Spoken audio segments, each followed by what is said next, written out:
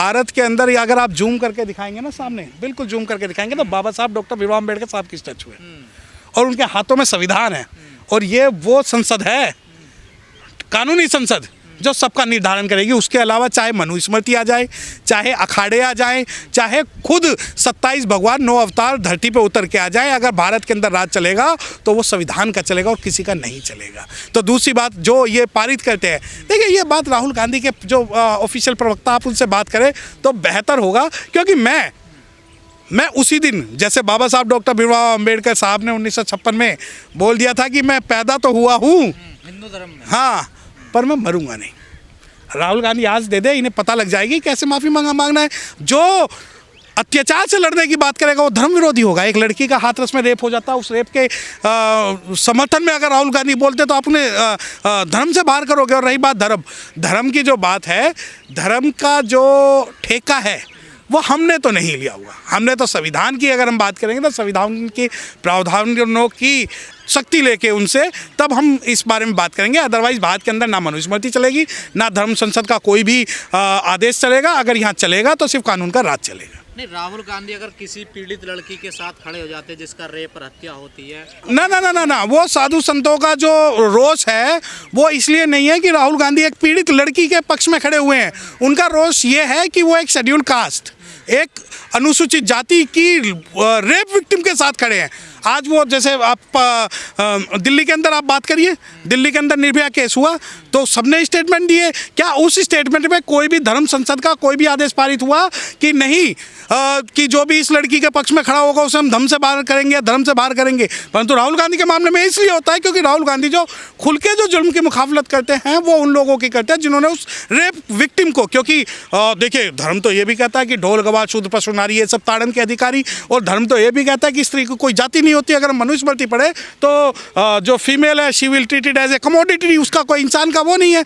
तो जब आप इस बारे में बात करते हैं कि राहुल गांधी के बारे में, राहुल गांधी गैर अनुसूचित जाति या गैर अछूत समाज की अगर किसी भी लड़की के सामने अगर वो खड़े होंगे तो वो सबसे बड़े लीडर बनेंगे। परंतु अगर वो अनुसूचित जाति की किसी भी लड़की की आवाज़ उठाएंगे और इस प्रकार के जो आदेश पारित होंगे वो कहीं ना कहीं वो मनुवाद की वो ग्रहित मानसिकता से प्रेरित है जो उन्हें ये सिखाती है कि अगर शेड्यूल कास्ट कोई श्लोक सुने तो उसके कान में तेल डाल दिया जाए, श्लोक बोले तो उसकी जबान काट दिया जाए। तो इस प्रकार की जो व्यवस्था है वो कानूनी व्यवस्थाएं बनाना चाहते हैं। ये कहा जा रहा है राहुल गांधी जी ने गलत बोला कि मनुस्मृति में ऐसा लिखा हुआ कि जो रेपिस्ट अपराधी वो बाहर घूमेंगे। नहीं, मनुस्मृति में ना तो रेप वर्ड का कोई भी लिखा हुआ, ना ये कुछ नहीं लिखा हुआ।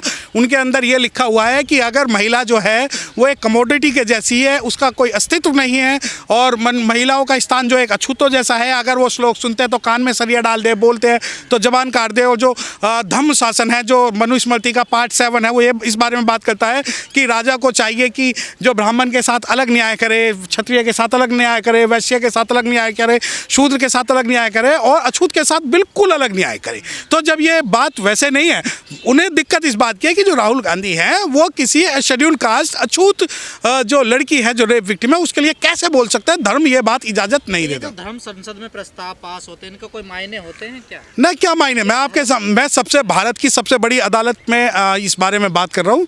इसके कोई मायने आज के समय में नहीं है, कोई प्रासंगिकता नहीं है। और अगर ये चाहते हैं कि धर्म के हिसाब से न्याय हो तो धर्म के न्याय हिसाब से अगर न्याय होगा तो शंभुक ऋषि की भी यहाँ बात चलेगी, एकलव्य की भी यहाँ बात चलेगी और सभी बातें जो है यहीं चलेंगी। कानून क्या इनको अनुमति देता है? ना, बिल्कुल संविधान कोई किसी को कोई इस प्रकार की ना तो कोई भी यहाँ पर धर्म संसद से न्याय होगा ना ही किसी दूसरे धर्म से न्याय होगा। अगर यहाँ न्याय होगा तो वो सिर्फ भारत के संविधान में। तो 1 महीने का टाइम दिया है। देखिए ये राहुल गांधी जाने, क्योंकि राहुल गांधी भी तो जनरल डाल के अपने बारे में बताते हैं। ये तो राहुल गांधी और उनका इंटरनल मामला है। और जो रही बात इनकी कि भाई 1 महीने का समय दिया, देखिए आप भी यही हैं और हम भी यही हैं।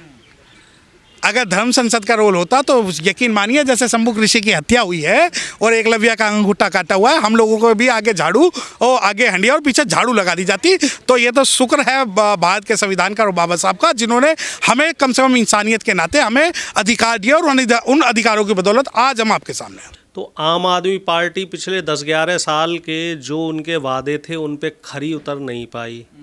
उनका आम आदमी पार्टी का एक पैटर्न है, उस पैटर्न को आप समझो कि ब्लेम गेम खेलते हैं कि बीजेपी हमें ये काम नहीं करने दे रही। पहले जब सत्ता में आए तब वो कांग्रेस को कोस के सत्ता में आए, फिर ये बोलने लगे कि हमारा पूर्ण राज्य नहीं है तो बीजेपी हमें ये काम नहीं करने दे रही, वो नहीं करने दे रही। ऐसे करते करते 10 साल इन्होंने सरकार चलाई और जनता समझ गई कि 2-4 काम ऐसे हैं उनके सहारे दिल्ली का भला नहीं होना। हम आ जाएं अब अपनी पार्टी पे।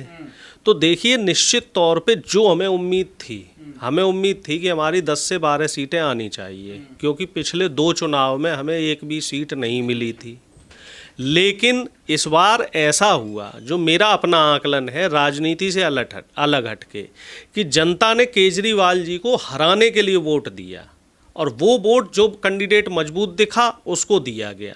और दूसरा जो एक मेन पॉइंट है वो ये है कि जो विपक्षी गठबंधन था उसमें अगर एकता एकजुटता बनी रहती, जैसे आप बात कर रहे हैं कांग्रेस की, आम आदमी पार्टी की, सपा की, बसपा की, आज़ाद समाज पार्टी की, अगर ये सब लोग मिलके चुनाव लड़ते तो निश्चित तौर पे बीजेपी को नुकसान होता।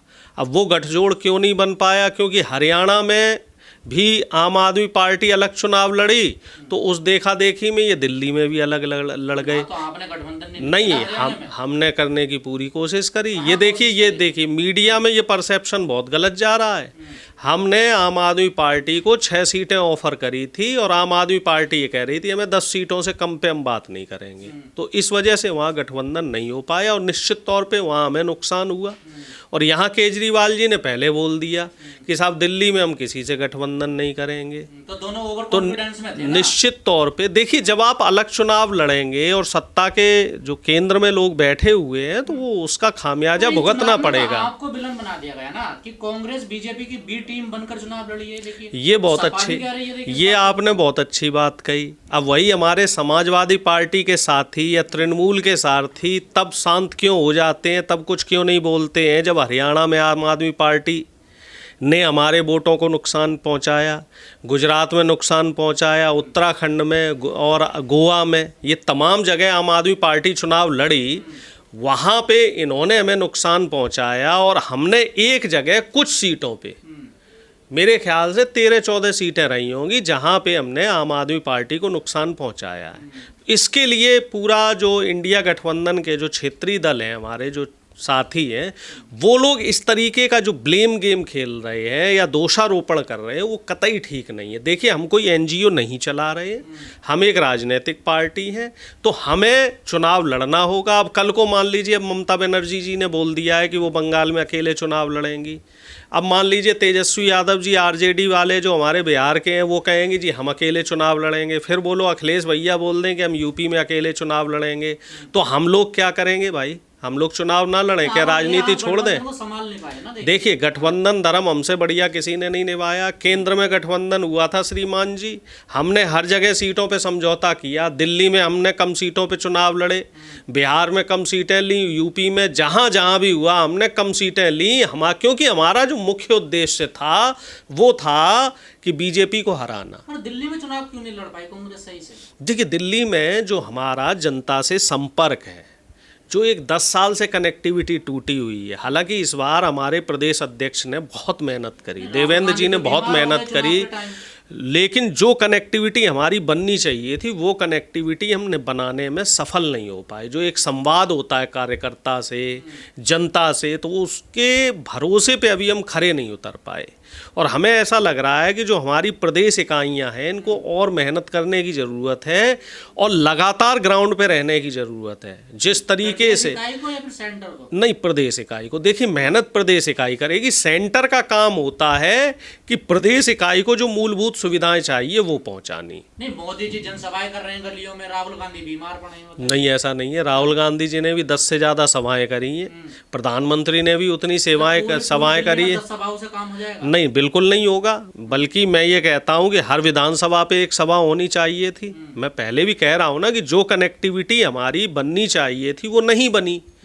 लेकिन होता क्या है कि हम लोगों को जहां हमारी कमियां रहीं उसका आकलन किया जाए और उससे आगे सीखा जाए, जिससे कि इस तरह की गलती दोबारा ना हो। इंडिया गठबंधन को आना चाहिए या फिर इंडिया? मुझे ऐसा लग रहा है, जहां तक देखिए मेरी जहां तक जानकारी है, आने वाले कुछ समय बाद इंडिया गठबंधन की एक सर्वदलीय बैठक होने वाली है। अब वो अगले महीने भी हो सकती है या इस महीने के आखिरी में भी हो सकती है।